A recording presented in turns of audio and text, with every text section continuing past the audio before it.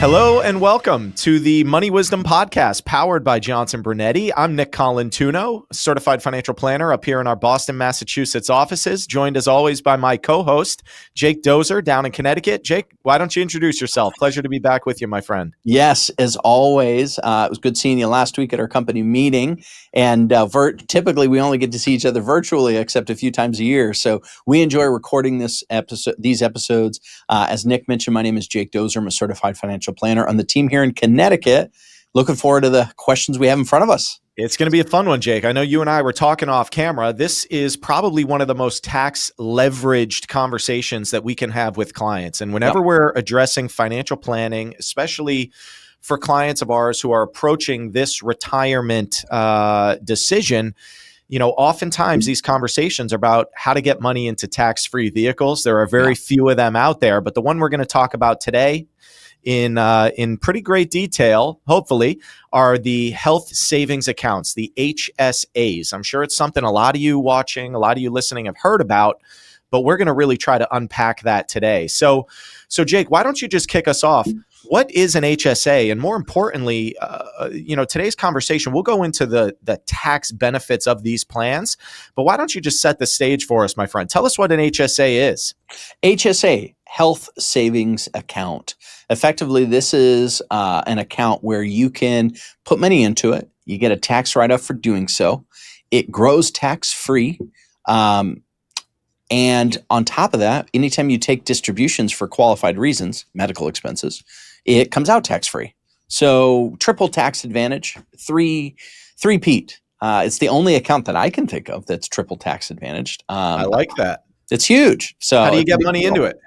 So you can contribute to that annually, kind of like an IRA or a 401k where it has limits, right? So in the world, I wrote this down so I didn't mess it up here. Let's take a look at the limits for an individual. You can contribute $4,300 a year. If it's a family plan that's covering you and a significant other, or you, significant other, and kiddos or something, you can contribute $8,550. These limits are as of 2025. Now, also like an IRA or a 401k, there's an additional catch-up contribution you can make once you're 55 or older, and that's as of $1,000. So theoretically, a 55-year-old or older could put in $5,300 a year for an individual or $9,550 a year for a family.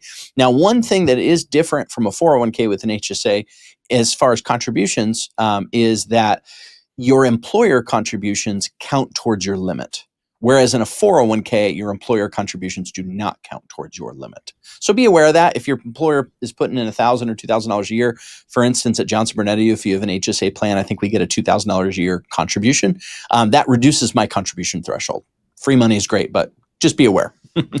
Yeah, you're absolutely right. And so, folks, there's a lot of different options out there, particularly when it comes to your medical insurance through your employer. There's that time of year, open enrollment.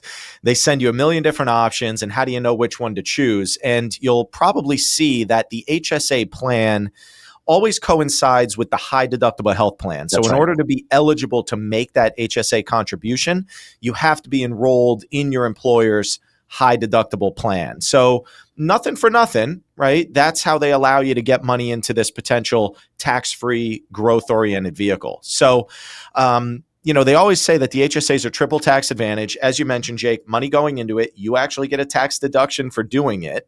And as you alluded to, your employer can kick money in it for you as well. That's right. Now, be aware, it's always your money, which is nice. So the main, I would say the first benefit of the HSA is your contributions mean lower taxable income for you. So reduces taxable income. You already talked about the contribution limits. That's awesome. People then say, well, what does the money do when it's in the HSA? Is it just sitting there in cash? Can you invest it? Talk on that a little, Jake. Yeah, so it really depends on how you want to use it. The short answer is as long as you're following the rules, you can't use it wrong, but there's a good and a better way to use an HSA as far as your long-term tax liability. So as long as you're following the rules, number one, this is what most folks do. Hey, I'm putting money into it, and then I pull it right out as I have expenses, whether maybe I have a debit card from HSA and I swipe the card, or you could also, this is what I always recommend, is use your credit card, get some rewards points, and then reimburse yourself from the HSA. So that's option one, is just use it as you need it. And now you get the tax write-off going in, and then a tax favored withdrawal, aka no taxes when you withdraw it. Again, as long as you use it for qualified medical expenses. Qualified medical expenses are medical, dental, vision, but they can be as easy as cough drops, technically could be covered by an HSA. Here's an example. I had an HSA back when Adam, our 7-year-old, was born. He was born in 2018. I had an HSA, but I didn't have enough money to cover the cost of the procedure because he was in the ICU and things. So it ended up costing me like 14 grand. Well, I didn't have all that in the HSA at the time. Well, fast forward 2 or 3 years, I now have the balance in there. You know what I could do? I could reimburse myself because I had an HSA at the time. Even though I didn't have the balance to cover the expense, I can later reimburse myself for that. Keep the receipts, so in case you're audited, you can prove it, but it's a pretty nice feature. As long as you have the HSA open at the time of a medical expense being incurred, it can later be used to reimburse. So it's pretty flexible in that regard. Option 2 for using an HSA is where you use it like an extra investment vehicle. So here's where you're putting in an HSA into your HSA. Hopefully you're getting the match between the max rather between you and your contribution from your employer. And then you're paying for your medical expenses out of pocket. And then what you do is you use the HSA years down the road, ideally in retirement. Why is that a benefit? Well, because now you're getting years and years and years of tax-free growth like a Roth IRA. And then in retirement, once you're 65 or older, your HSA can reimburse a lot more things without penalty. In fact, the floor becomes open to reimburse yourself for anything without penalty. As long as you use it for medical, it's tax-free too, but you could reimburse yourself for anything. You won't get the penalty, but you would pay the taxes. So it becomes a lot more flexible later. And then finally, it's important to know that you can pay for your Medicare premium using your HSA once you're 65 or older. So lots of, again, neither way is better or worse. Well, neither way is bad. One is better long-term, which is saving for the future, assuming, of course, you have enough cash flow to pay for those expenses along the way and do the HSA. But using it as you go is great too. And of course, if you're going to use it right away, you probably should leave it in something conservative or safe like cash. But if your goal is to save it like an investment vehicle for the long term, you can invest inside of your HSA. Different plans have different menus of choices, but you can also transfer or roll over from one HSA to the other. So if you had an old HSA from an old employer, you could consolidate it with your new HSA. You need to make sure that both are family or individual plans. You can't go from one or the other, but you can also move where your HSA is held. So for me, years ago, I had an HSA from an old job. I moved it to Fidelity after, and I invested it in Fidelity because they had a better menu. So a lot of flexibility there. You can use it and make sure that you're using it in light of your larger plan. Yeah, the flexibility is key. I do sort of a combination of that. I mean, I know our HSA, I contribute to our HSA. It sounds like you do as well. They limit the amount of money in that HSA plan that can actually be invested in the market, that can actually be subject to risk. And I think they realize, for families like mine, where my kids are always going to, the doctor for this or that, they're kind of the preschool age where every week they're coming home sick. One of them is anyway. So they make us keep a certain portion of money. I think it's a couple $1,000, maybe $2,000 of the balance of the HSA has to be in cash at all times, because they realize if you have unexpected expenses, they don't want that to be, predicated on market returns or market risk. So a certain portion has to be in cash for those, upcoming expenses. And then the rest of the money can be invested for the long term. So I view it as some of this money is meant for now, but really you put money in a tax-free place so you can get the benefit of tax-free growth. And whenever that's the case, you need to have a little bit of a longer time horizon associated with it. So 2 of the 3 of these triple tax advantaged things that we're talking about here with this HSA. So again, tax deductible contributions. You can lower your income by putting the money in. Tax deferral on the growth. So again, you put the money into the HSA. Over the long run, that HSA grows. It can be invested in the market or it can be in cash, whatever it's doing, any growth, tax-free. And then the last and probably the most powerful component of these HSAs is when you take the money out, it's also tax-free. That triple tax leverage is something that really doesn't exist anywhere else. No. I mean, if you can think of something, Jake, tell me. But yeah, I mean, tax deductible contributions, tax deferred growth, tax-free withdrawals. So again, just such powerful vehicles. Exactly. And, oftentimes we're talking to clients about, what would you have done differently? And oftentimes they're saying, I wish I had the ability to get my hands on money from a place where it wasn't impacting me from a tax standpoint. That leads a lot of time to Roth conversations. It also leads a lot of time to these HSA contributions. So folks, if you're not having a conversation with your advisor about your ability to contribute to an HSA, now is the time to do it. Because again, the window of opportunity for many of the folks coming in and having these conversations with us could be closing. Like we said, the caveat to get money into an HSA is you have to be covered by a high deductible health plan. And keep in mind, folks, Medicare is not a high deductible health plan. So you have to be at work and you can't be 65. That's right. And again, that can also be plan specific. Jake, I know you and I were kind of going a little deeper into the weeds on that before the show. But point being, folks, have this conversation with your advisor, because there is not a single person I talk to that doesn't wish they could get their hands on money from a tax-free place in retirement. Yes. It's all about cash flow planning in retirement. So folks, this is just one of the conversations that we're having with folks all day, every day. And as a result, we've got lots of resources out there. We want to educate people. We want you to be able to have the ability to make these decisions in your retirement or planning for retirement years with as much clarity and confidence as you can. So again, if you want our resource, it's the Are You Paying Too Much Taxes in Retirement Guide. Text the word OFFER, OFFER. Text that to us at 800-757-0436. That'll help you address all these different concerns around taxes, how to get money into tax-free vehicles. Is it worth it now? It's sort of a pay me now, pay me later type of conversation. So again, the guide that we're offering is the Are You Paying Too Much Taxes in Retirement Guide. We want everyone watching, everyone listening to be able to get that. In order to get it, text the word OFFER, OFFER. Text it to us at 800-757-0436. We'll get that guide out to you. And again, it'll just help shine some light on the road ahead and really make sure that you have all the clarity and confidence you need to make these big decisions. HSAs are extremely powerful. I hope that's what everyone got from that little conversation we had there, Jake. So now, as always, we want to answer some of the questions that viewers and listeners like you have sent into us. And fortunately, we've got a lot of questions coming in, and many of them are around these HSAs. So we picked out a few here, Jake, and we're going to challenge you to answer these in a minute. So getting into our mailbag minute, let's dive in on HSA specific questions. Here's the first one for you, Jake. I am planning to retire at 67. I have an HSA through my employer, so I can't enroll in Medicare. My husband turns 65 next year and is on my insurance. Can he enroll and stay on mine?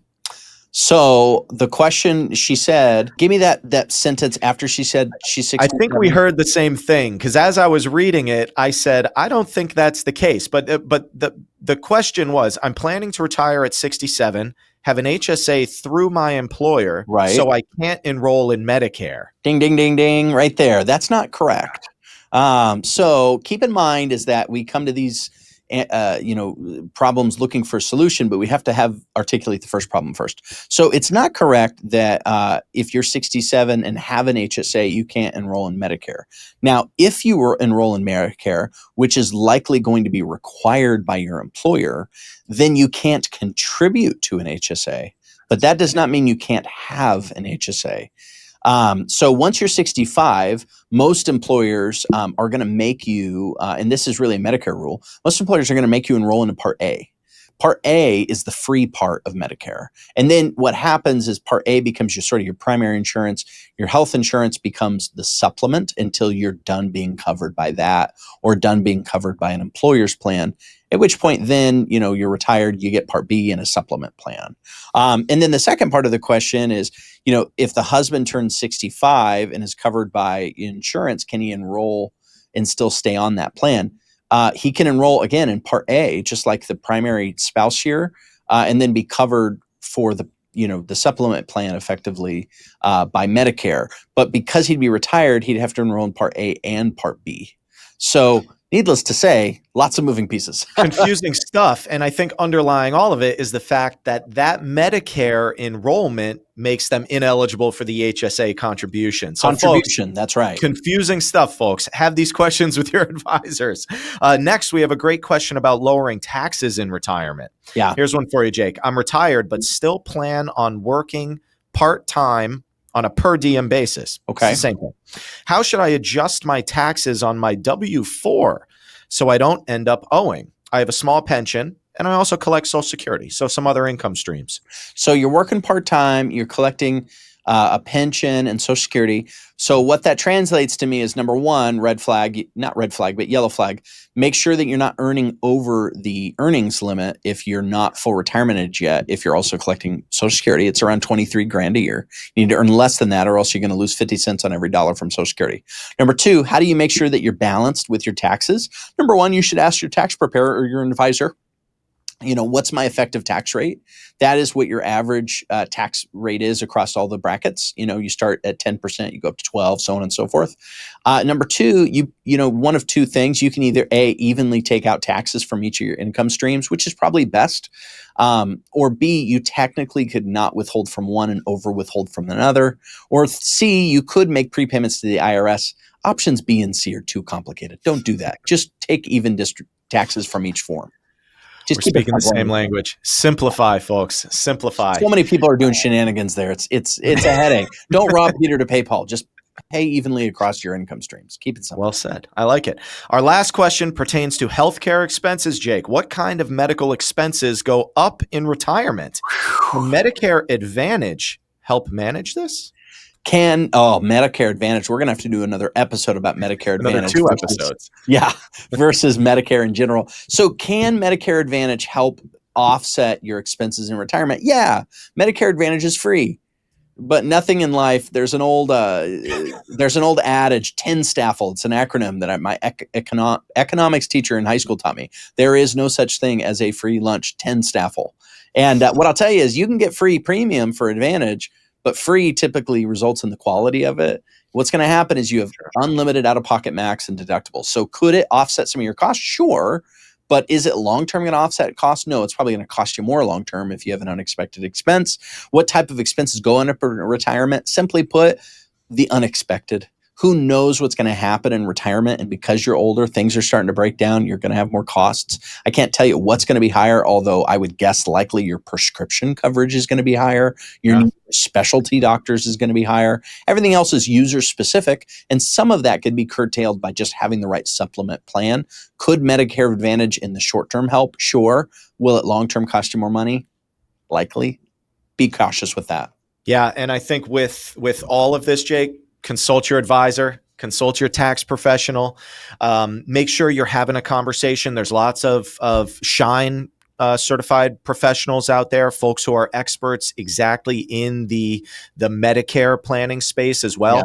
We can refer our clients to those folks. So have these conversations with your advisors, whether it's your financial advisor, your tax advisor, and then also get someone in your corner on the Medicare front as well. So again, all of this, folks, a lot gets thrown at you in this phase of life, and you need to know that wherever you're going to get advice is tailored specifically to your situation. Because as Jake alluded to in this conversation, I mean, these things, there's 10 ways to Sunday to be building the perfect plan in retirement. So make sure you're having those conversations. And again, folks, if you want our resource, the Are You Paying Too Much Taxes in Retirement Guide, which everyone says they are, text us the word OFFER, OFFER. Text it to us at 800-757-0436.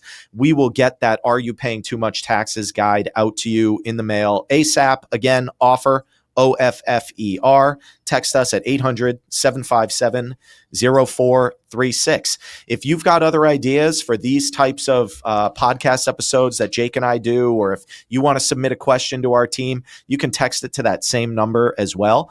But Jake, I'll speak for all the viewers and all the listeners. I'll speak for myself as well. I'm glad you were here today. You know your stuff, my friend, and I'm glad to be standing by your side up here. So, folks, if anything, today's conversation shows you how complex the world of retirement planning can be.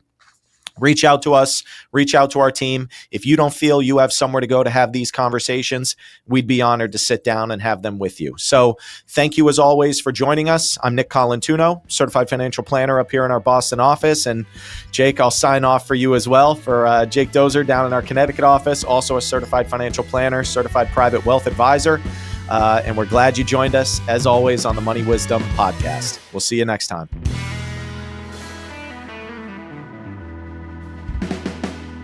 Johnson Brunetti is a marketing name for the businesses of JB Capital and JN Financial. Investment advisory services offered through JB Capital LLC. Insurance products offered through JN Financial LLC.